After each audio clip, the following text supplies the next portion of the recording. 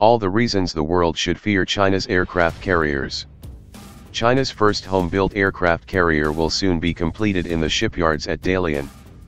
This vessel, which has yet to receive a name, will spend 2 years being fit with equipment before it is ready to join its sister carrier the Liaoning in operational service. Both vessels are derived from the Soviet-era Kuznetsov class carriers. The Liaoning is actually rebuilt from one, and as such, commentators are already tearing into them for their obvious shortcomings compared to America's nuclear-powered supercarriers. The new 300-meter-long Type 001A is slightly larger than the Liaoning and is estimated to carry a few more J-15 Flying Shark jet fighters, perhaps up to around 30. By contrast, U.S. carrier air wings today typically count 64 aircraft.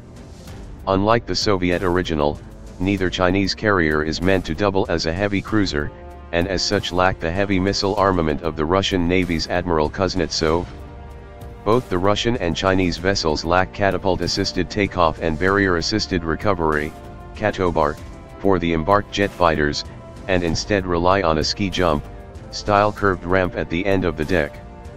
This drastically limits the maximum takeoff weight of the aircraft on board, a problem worsened by the insufficient thrust produced by the J-15's engines, limiting it to carrying 4,000 pounds of weapons while carrying a maximum fuel load. Neither do the carriers carry tanker aircraft that can easily extend the J-15's range.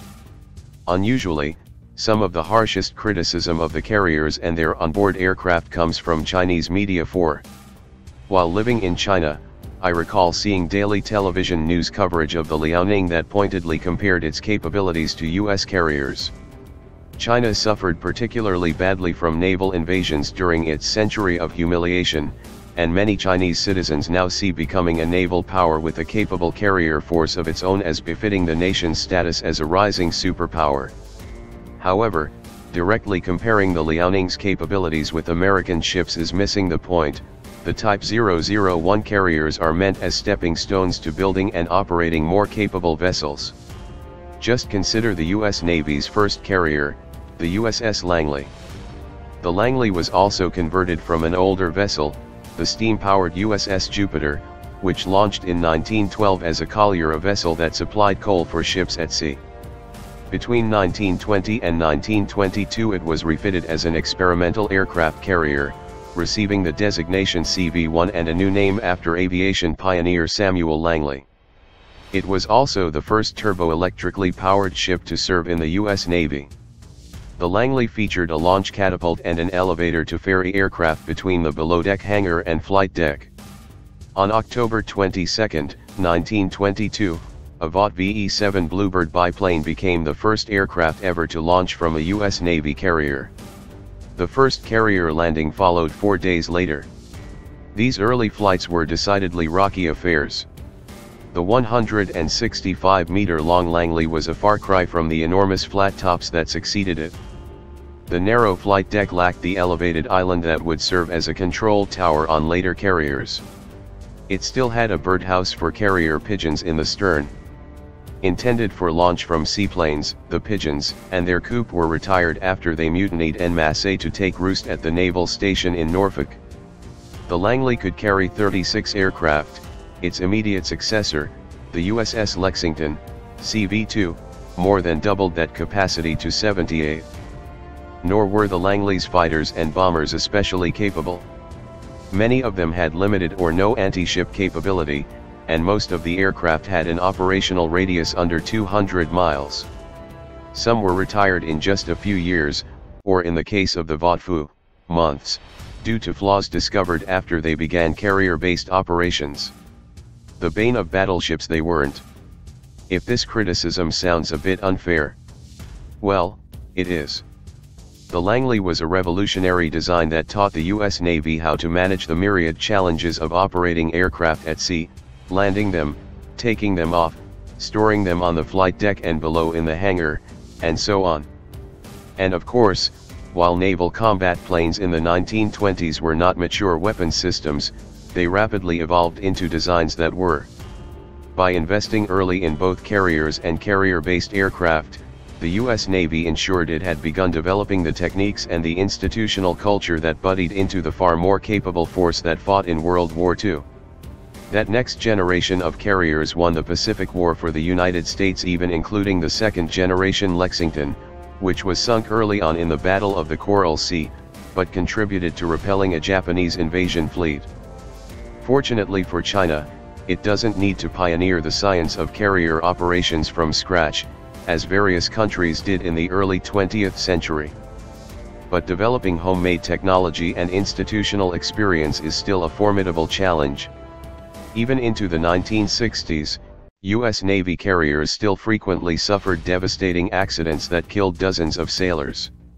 Russia launched its first combat operations from carriers in 2016, targeting rebels in Syria, and promptly lost 2 fighters due to faulty arresting hooks.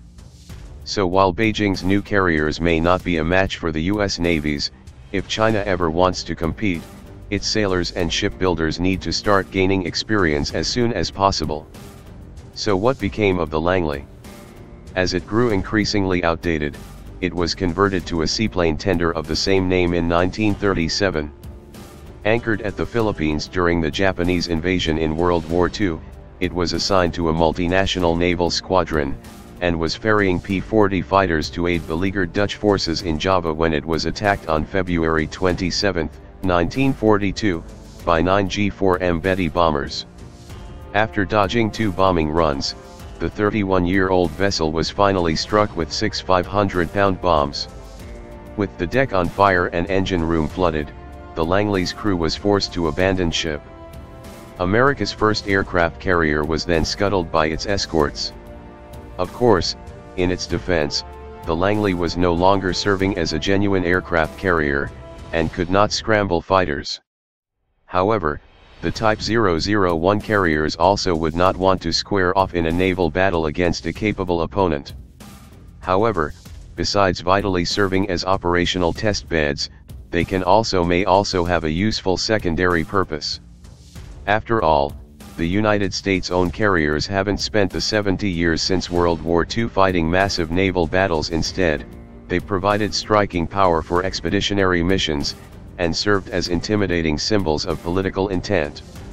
China is slowly developing a blue water expeditionary capability of its own. It has deployed naval vessels in the anti-piracy mission off of Somalia, and is currently constructing a naval base in Djibouti in East Africa. Therefore, in the short term, the Chinese carriers may be far more useful as means of asserting China's status as a budding global power, rather than as a counter to the U.S. Navy's flat tops. The Chinese military can more cost-effectively threaten those asymmetrically, with long-range missiles.